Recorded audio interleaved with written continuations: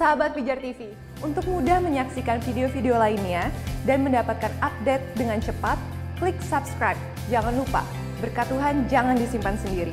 Klik tombol share di bawah dan bagikan video ini ke sebanyak-banyaknya orang yang kamu kenal. Salam terang bagi Indonesia. Salam sejahtera pemirsa. Firman Tuhan mengatakan bahwa kesudahan segala sesuatunya akan tiba ketika Injil disampaikan ke pelosok-pelosok negeri. Dan puji nama Tuhan, Pijar TV diperkenankan Tuhan mengambil bagian untuk menyampaikan kebenaran firman Tuhan, Injil yang luar biasa sampai ke pelosok-pelosok. Dan mengapa kami bisa melakukan demikian? Tidak terlepas dari dukungan Anda, dan diantaranya adalah dukungan dana Anda.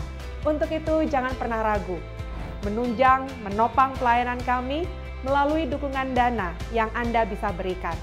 Jangan lupa ada nomor rekening yang selalu kami sampaikan di layar kaca menjadi wadah saluran berkat Anda untuk menopang pelayanan kami. Terima kasih sekali lagi untuk segalanya. Tetaplah setia bersama kami. Tuhan Yesus memberkati.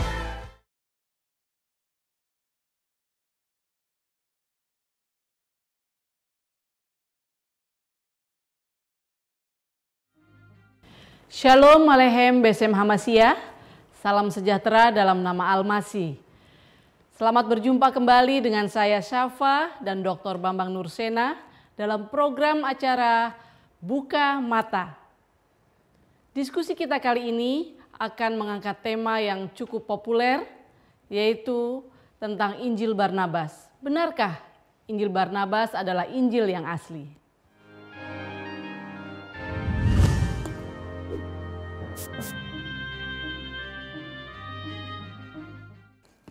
Shalom Alaikum, Besem Hamasiyah. Kali ini kita akan membahas satu tema tentang Injil Barnabas, The Gospel of Barnabas. The Gospel of Barnabas. Mengapa ini penting? Karena buku ini memainkan peranan yang sangat-sangat penting di dalam polemik Islam Kristen. Karena dari pihak Muslim tertentu, saya tidak mengatakan semua Muslim, tapi Muslim tertentu, secara sengaja memasukkan Injil Barnabas ini dalam agenda percakapan atau polemik Islam Kristen untuk membuktikan kebenaran agama Islam dan menolak ajaran Kristen. Nah, ini yang perlu diluruskan. Karena begitu seringnya buku ini dijadikan rujukan dalam tulisan-tulisan polemik. Sehingga saya katakan tadi perannya cukup signifikan dalam penciptaan opini tentang Injil itu sudah dipalsukan. Makanya Injil yang palsu sekarang sudah ditemukan. Tetapi begitu kuatnya ya opini tentang Barnabas itu sampai-sampai saya pernah menemukan catatan seorang tokoh Islam, dosen dari IAIN Sunan Gunung Jati di Bandung. Namanya Profesor Dr. Kiai Haji Anwar Musadat. Itu sudah lama sekali, sekitar tahun 70-an. Beliau mengatakan Injil Barnabas ini sangat penting dalam dakwah Islam. Injil ini mungkin adalah Injil yang asli. Begitu pentingnya Injil ini, dia menyamakan Injil ini kira-kira tingkatnya hampir sama dengan hadis. Sekalipun hadis dalam kategori do'if, dalam kategori lemah. Artinya bahwa waktu mula-mula Injil ini diperkenalkan di Indonesia, itu menimbulkan sikap yang silau terpukau dengan kehadiran Injil ini. Ada Injil ini diterbitkan pertama kali kalau tidak salah itu di Bandung. Penerbitnya, saya lupa penerbitnya, tapi diterjemahkan dengan judul Injil Barnabas dalam 2 jilid. Karena tebalnya buku ini sampai 222 pasal. Kemudian Injil yang pertama diterjemahkan enggak salah The Bakhtiar Effendi namanya. Kemudian yang kedua hampir tahun-tahun yang agak bersamaan diterjemahkan dari bahasa Arab. Nah, diterjemahkan dari naskah Arab ini. Injil Barnabas. diterjemahkan oleh Khalil Sa'adah. Dari teks bahasa Arab ini terjemahkan di dalam bahasa Indonesia dengan terjemah Injil Barnaba, ya, diterjemahkan oleh Abu Bakar Basmelah. Diterbitkan juga di Jakarta oleh penerbit Yapi Surabaya, bukan Jakarta. Yang ketiga kemudian ada satu buku lagi Injil Barnabas yang diterbitkan di Surabaya oleh Bina Ilmu dari Rahnib M. Penerbitan Surabaya itu dari Rahnib M itu yang diterbitkan oleh Bina Ilmu itu dasarnya adalah naskah ini, yaitu The Gospel of Barnabas. Itu diterbitkan di Karachi, Pakistan, ya. Aisyah Bawani Wakaf itu yang dijadikan dasar terjemahan. Lalu betapa hingar-bingar atau pengaruh yang begitu luar biasa menurut saya di dalam percakapan polemik, bukan dialog Islam Kristen.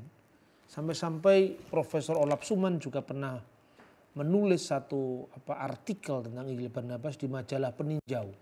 Majalah itu terbit kira-kira tahun 78 di Litbang DGI saat itu yang menerbitkan. Ini artinya bahwa orang sekelas Profesor Olap Suman sampai turun untuk menulis artikel itu kan penting sekali, artinya bahwa itu warnanya dalam percakapan luar biasa. Pertanyaannya siapa yang pertama kali memperkenalkan Injil Barnabas itu dalam bahasa Indonesia? Pertama kali memperkenalkan itu adalah seorang profesor dari Universitas Al-Azhar yang waktu itu menjadi profesor tamu di UIN Sunan Kalijogo. Dulu namanya IAIN, sekarang namanya UIN. Namanya adalah Profesor Ahmad Salabi. Dalam bukunya itu dia menganjurkan agar umat Islam bisa menjawab, umat Kristen bisa menjawab Injil Barnabas ini untuk dibahas. Dan dia perkenalkan. Di Mesir juga ada semacam itu, Profesor Muhammad Rashid Ridha pernah mengatakan, tolong dijawab apakah memang benar Injil ini palsu atau tidak. Padahal kalau jujur kita akui, Profesor Rashid Ridha juga tahu kalau Injil itu palsu. Kenapa kok saya katakan tahu? Injil itu pertama kali yang memperkenalkan justru orang Kristen, bukan orang Muslim. Kenapa kok orang memperkenalkan itu? Dalam sebuah tulisan yang awal sekali ditulis oleh John Ryland, itu kira-kira abad 18 atau abad 17, dia sudah memperkenalkan itu. Dia menyebut The Gospel of Muslim. Sebuah Injil Muslim telah dirujuk dalam percakapan-percakapan antara agama saat itu. Tetapi John Ryland juga menunjukkan bahwa ada banyak kejanggalan-kejanggalan dalam teks ini. Kemudian ada seorang suami istri, namanya adalah Lonslet dan Laura Rack. Dia menulis terjemahan Injil Barnabas dan diterbitkan untuk pertama kali itu di Oxford. Judulnya adalah The Gospel of Barnabas. Editor dan terjemahan dari naskah Itali yang disimpan di Imperial Library Vienna. Pertama kali diterbitkan di Oxford at the Clarendon Press tahun 1907. Nah, kita mesti mengatakan itu ya dari sumber primernya. Di teks ini ditulis baik bahasa Inggris maupun bahasa Italinya langsung. Tapi bahasa Itali yang sudah ditulis dengan tulisan cetak. Aslinya bahasa Itali tulisan tangan, bentuknya seperti ini. Saya punya naskah Italinya juga meskipun tidak lengkap. Karena waktu saya meminjam dari perpustakaan Dominikan di Kairo, waktu itu saya masih jadi mahasiswa, sehari hanya boleh fotokopi 3 halaman. Jadi nggak boleh, di luar negeri kan fotokopi tidak gampang, di sini kan gampang di fotokopi kan. Pembajakan itu kan, hanya boleh fotokopi 3 halaman. Saya pikir saya di sini sekitar 3 tahun. Berapa lama ini? Setiap kali fotokopi 3 halaman nggak ada kerjaan lain apa. Terus kemudian saya fotokopi mana-mana yang terkait dengan catatan kritis tentang kepalsuan Injil Barnabas itu karena buku yang pertama saya tulis itu dalam peziarahan intelektual saya adalah Injil Barnabas yang diterbitkan oleh Yayasan Andi. Pertama kali itulah buku yang saya tulis untuk mengkritisi Injil Barnabas ini. Nah, yang menarik dalam perjalanan dialog Islam Kristen ya, penerbit mula-mula dari Injil Barnabas ini tahu kalau ini Injil palsu. Dan malahan profesor yang pertama kali menerbitkan itu, dia setelah mengutip misalnya catatan buku yang berjudul Nazarenus dari zamannya John Ryland tadi pada abad 18. Kemudian dibandingkan dengan kata demi kata, telaah kritis dari bahasa Latin ke dalam bahasa Inggris, itu ada hampir 100 halaman yang mengkritisi Injil Barnabas itu, yang membuktikan bahwa Injil ini adalah produk abad pertengahan. Ditinjau dari telaah teksnya, ditinjau dari tintanya, bahasanya, itu dari abad pertengahan. Abad berapa, Pak? Tahun 1590-an. Jadi abad 16. Nah, kemudian berdasarkan naskah terjemahan Inggris dari Italia ini, bilingual Italian English ini, kemudian diterjemahkan ke dalam bahasa Arab. Ini naskahnya. Di dalam bahasa Arab, terbit pertama kali tahun 1908. Siapakah penerbitnya dan siapakah penerjemahnya? Pertama kali penerjemahnya orang Kristen juga. Seorang Koptik Ortodok namanya Dr. Khalil Sa'adah. Ini seorang Kristen Ortodok Koptik. Ketika Khalil Sa'adah sudah meninggal, buku ini diterbitkan oleh Al-Manar. Al-Manar, majalah Al-Manar itu pimpinan dari seorang ulama yang terkenal namanya Muhammad Rashid Ridha. Dan dia adalah murid dari seorang pembaru muslim Muhammad Abduh. Buku ini yang kemudian menjadi rujukan bagi orang-orang Islam di Indonesia dan diperkenalkan oleh Profesor Ahmad Salabi yang berjudul Injil Barnaba ini menjadi rujukan dalam perbincangan Islam Kristen. Dan di buku terbitan Al-Manar ini catatan kritisnya juga dihilangkan. Berarti kan ngerti kalau ini buku palsu kan? Saya kira ini satu ketidakjujuran ilmiah. Kemudian banyak terbitan-terbitan baru khususnya yang di bahasa Inggris ya saya tunjukkan. Ini ketika dari bahasa Italia Inggris ke dalam bahasa Arab diterbitkan oleh penerbit Al-Manar, Rashid Ridho, juga dihilangkan catatan kritisnya. Yang dari Inggris langsung dicetak dengan penerbit lain, tapi persis sama dengan terjemahannya Rak ini. Di sini ditulis The Gospel of Barnabas by Lonsdale and Laura Rak. Tetap ditulis apa adanya. Tetapi catatan yang membuktikan kepalsuan Injil Barnabas juga hilang sama sekali.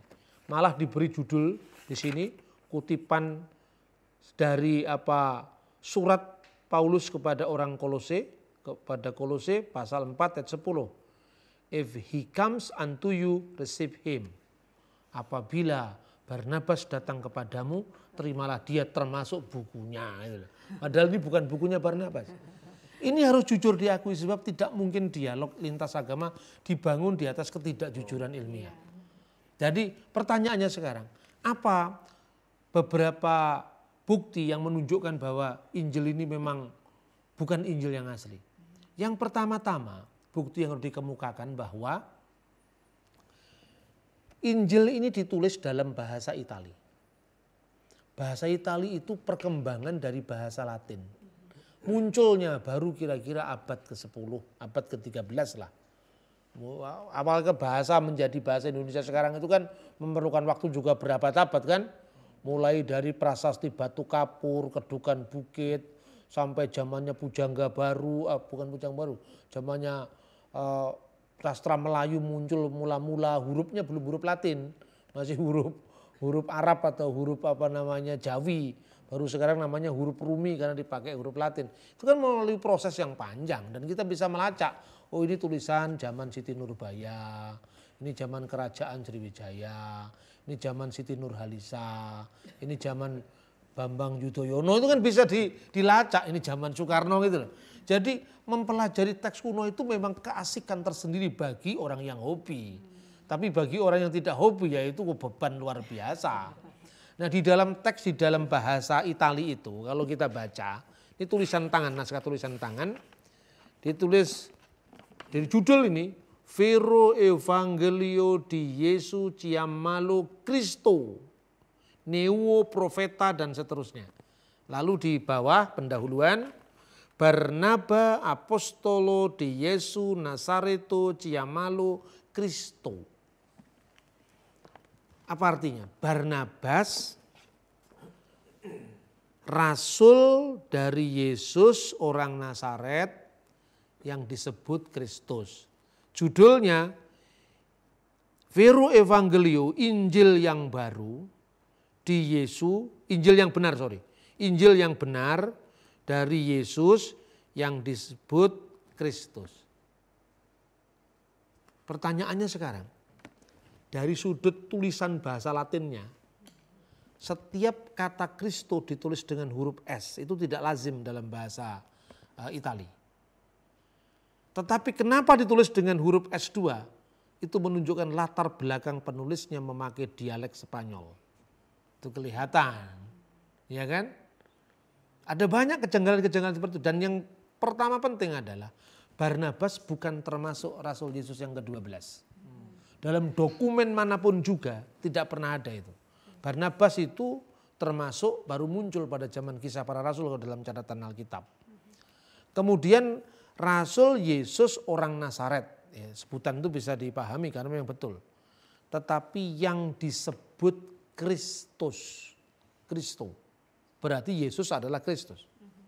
Tetapi di pasal 96 dari Injil Barnabas ini ditulis, Yesus bersabda, demi Allah yang diriku ada dalam genggaman tangannya, aku bukan Mesias. Nah ini problematis. Mesias itu dialek Latin dari transit Latin dari bahasa Ibrani Masiah, Hamosiah atau Hamasiah. Itu sama saja dengan Ho Christos, ya kan? Kalau dikatakan Sefer Toledot Yeshua Hamasiah ya itu ditulis dengan the book Generation of Jesus Christ. Jadi Kristus itu Kristus, Yesus Kristus. Itu ya Mesias sendiri. Bahasa Arabnya Kitabu Millati Yesu Al-Masih. Hamasiah atau Hamasiah. Masa orang Yahudi muridnya Yesus hidup abad pertama tidak ngerti kalau Mesias itu adalah Kristus. Ini sama dengan Anda ngomong sama orang Jawa, Anda tanya, suka nasi goreng? Oh enggak, saya lebih suka fried chicken. Nah, fried chicken itu ya roti ayam goreng, sama saja ayam goreng maksud saya. Apalagi kalau ditanya, senang ayam goreng enggak Pak? Saya cuma senang pitik katanya. Pitik ayam dengan chicken itu kan sama gitu loh. Jadi artinya apa? Pasti dia bukan orang Indonesia atau bukan orang Jawa yang ngerti, masa ayam enggak ngerti. Sama dengan pitik bagi orang Jawa kan gitu loh. Ini orang Yahudi katanya. Hidup di abad pertama. Muridnya Yesus lagi. Pengharapan yang kuat-kuatnya pada saat itu adalah apakah dia adalah Mesias? Atau kami harus menunggu yang lain?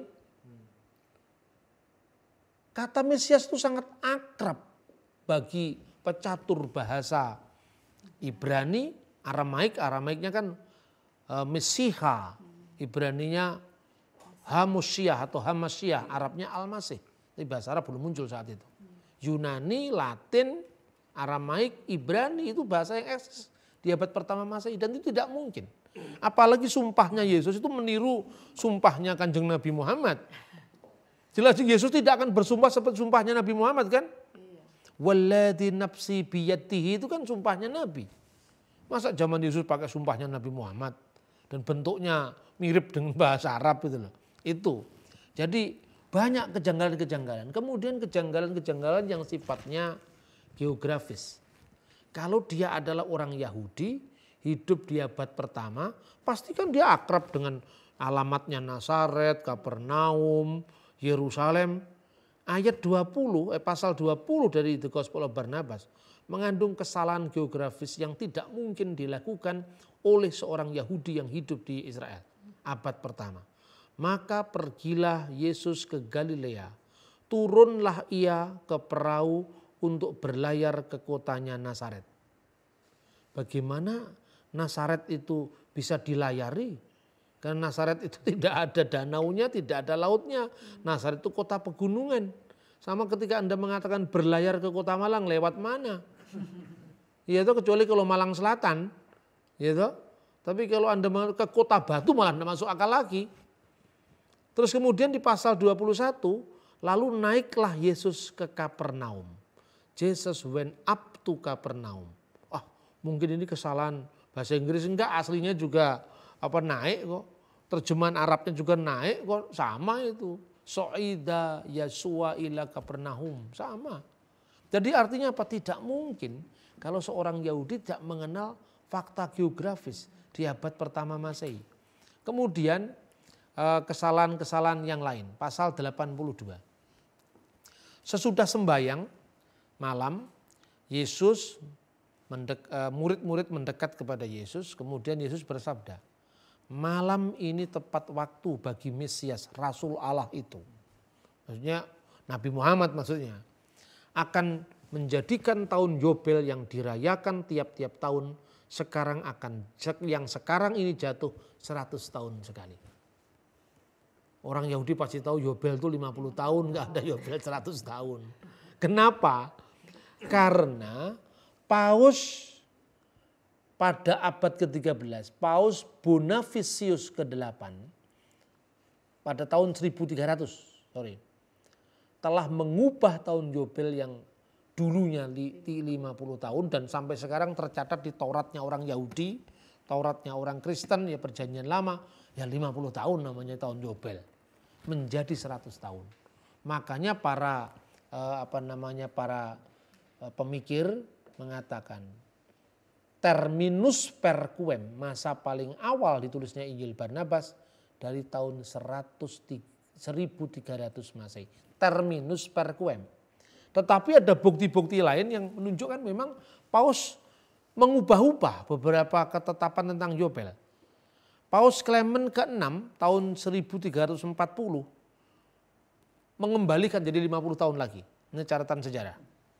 Ini Paus yang lagi benar ini, mengembalikan kembali. Paus Paulus kedua tahun 1470, 8 tahun sebelum Majapahit Cerno hilang kertaning bumi, diubah jadi 25 tahun. Dikurangi lagi. Kemudian Paus Sixtus kelima tahun 1585 sampai 1590 merayakan tahun Yobel bukan karena sudah tiba saatnya tahun Yobel, tapi karena untuk ucapan syukur karena dia telah ditahbis menjadi paus. Jadi itu yang membuat si penulis ini jengkel. Lalu dia menulis tahun Yobel yang sekarang ini berarti pada saat Paus Sixtus itu memang 100. Tapi belum tiba saatnya dia sudah rayakan gitu loh. Mungkin tahunnya bergeser atau apa. Sudahlah, tahun Yobel yang sekarang ini 100 tahun, dia mikirnya 100 tahun. Nanti di zaman Mesias yaitu Rasulullah akan dirayakan setiap tahun, karuan setiap tahun aja kira-kira seperti itu. Jadi ini bukti-bukti tentang kepalsuan Injil Barnabas. Masih banyak fakta-fakta yang lain yang bisa diungkapkan di sini. Saya kira itu dulu. Terima kasih.